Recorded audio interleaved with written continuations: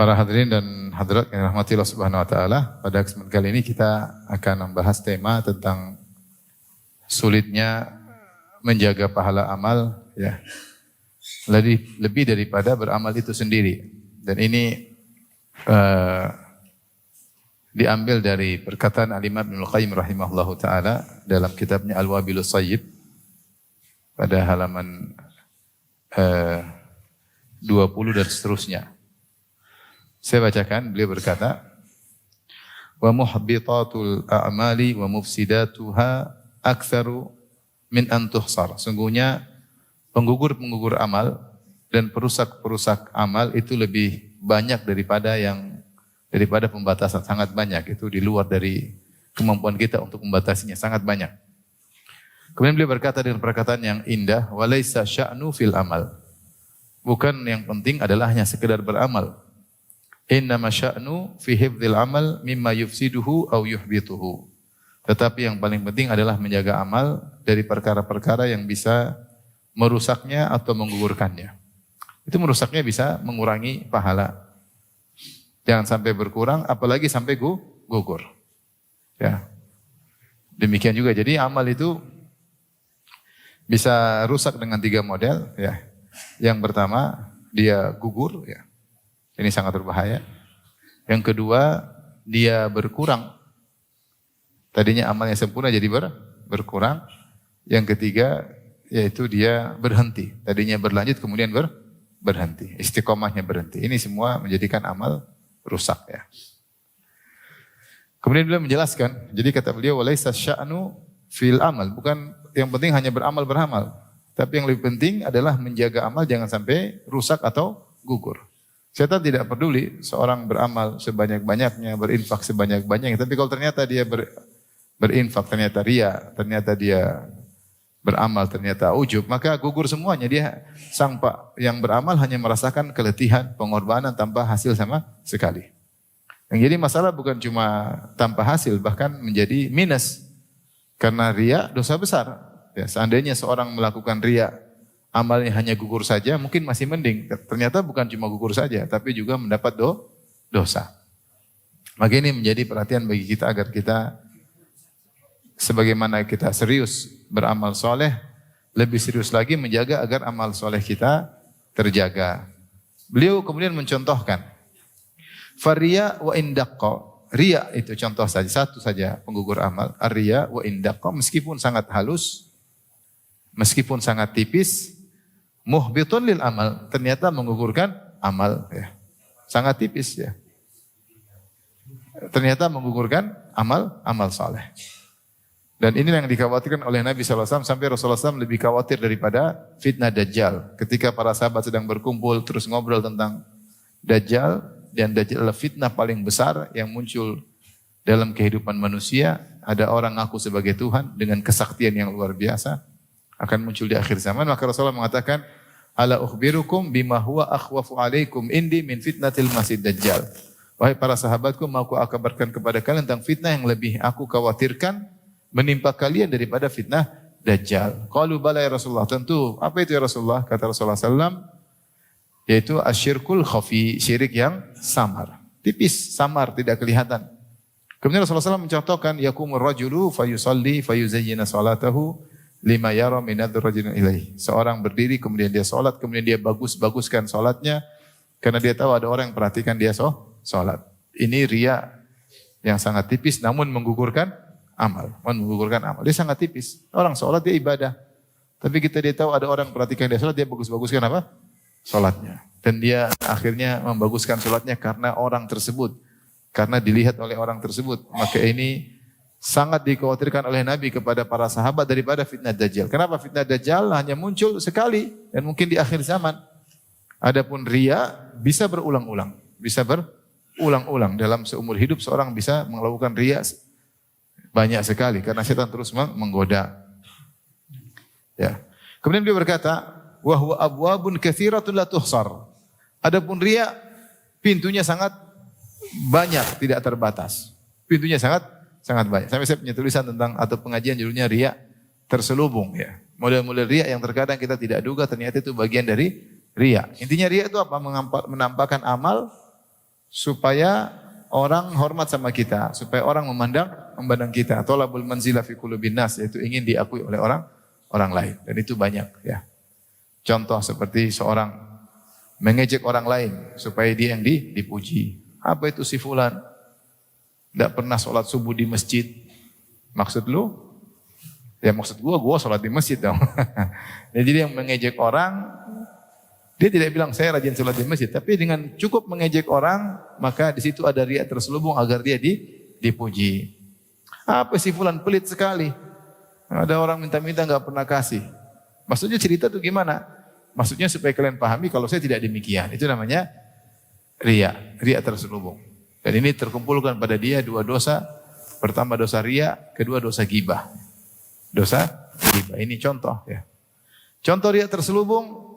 Seorang ingin mengamalkan firman Allah, wa amma bi ni'mati rabbika fahaddits. Adapun nikmat Rabbmu maka sebut-sebutlah. Apa maksud ayat ini? Maksud ayat ini, fa amma bi ni'mati rabbika fahaddits. Adapun nikmat Allah sebut-sebutlah agar kau pandai bersyukur.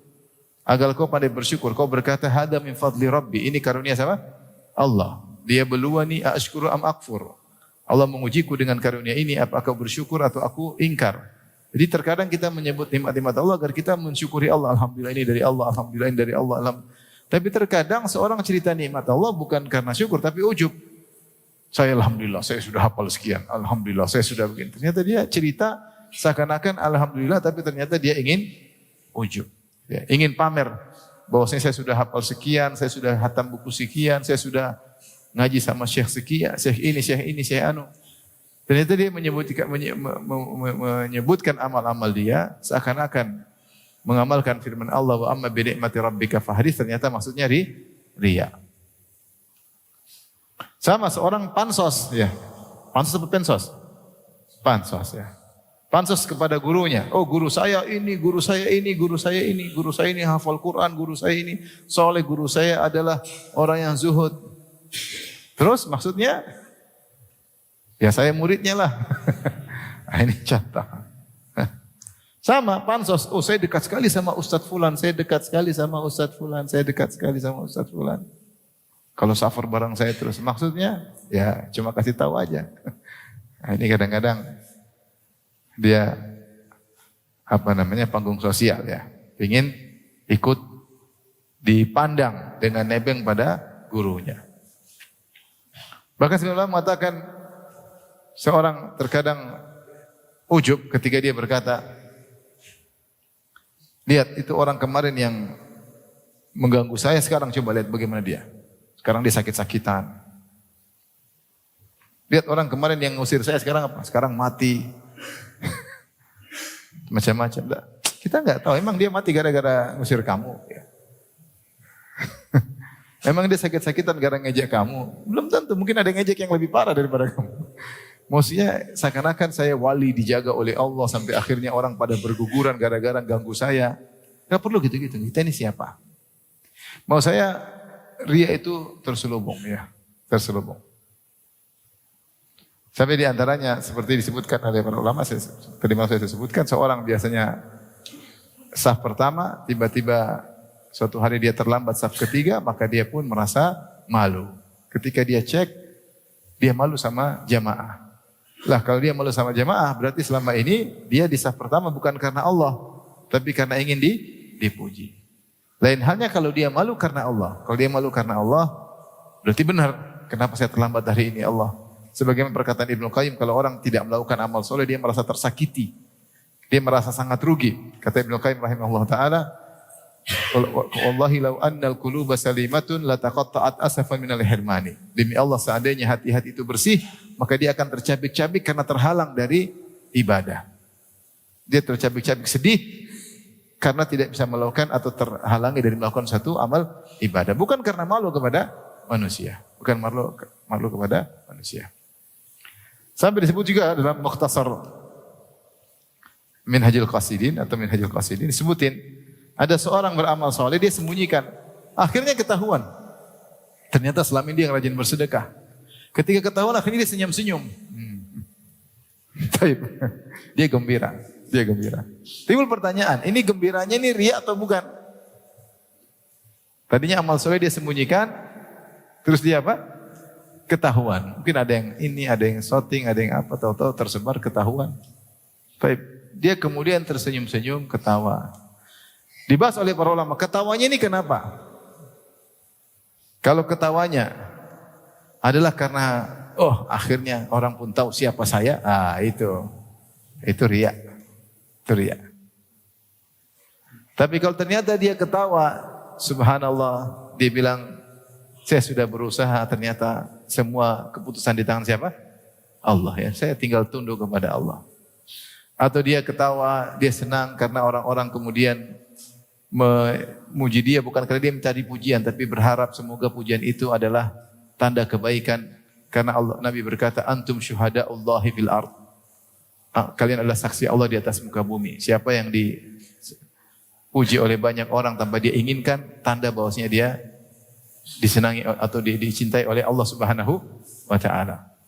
Dalam hadis kata Rasulullah sallallahu "Idza ahabballahu 'abdahu nada Jibril." Jika Allah mencintai seorang hamba, Allah panggil Jibril. Allah mengatakan, "Ya Jibril, fa inni uhibbu fulanan fa ahibbuh." Wahai Jibril, aku mencintai si fulan, maka cintailah dia. Fanada Jibrilu ahlas sama. Kemudian Jibril memanggil ke seluruh para malaikat.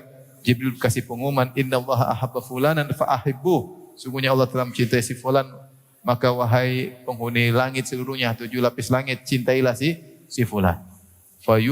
Fayudha'u lahu al-qabul fil ard. Setelah itu Allah berikan dia di mata manusia, manusia mencintainya. Kalau dia gembira gara-gara itu, tidak ada masalah.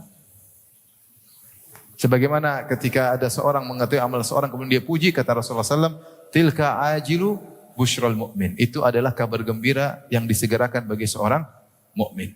Atau disebutkan dia gembira kenapa? Subhanallah, Allah tutup aibnya. Aib dia banyak. Harusnya aibnya yang kebongkar, Allah malah tutup aibnya. Allah bongkar kebaikannya yang dia sembunyikan. Dan itu nikmat luar biasa ketika aib seorang ditutup. Kata para ulama, kalau dia gembiranya karena itu, enggak ada masalah. Tapi kebanyakan gembira kenapa? Alhamdulillah, biar tahu siapa gua gitu. Jadi ria itu tipis. Ria itu apa? Tipis. Seorang aja kalau seperti disebutkan tentang Ibnu Rajab Al-Hambali. Ibnu Rajab Al-Hambali sebut dalam satu biografinya, dia ketemu dengan murid-muridnya, mereka sering membahas.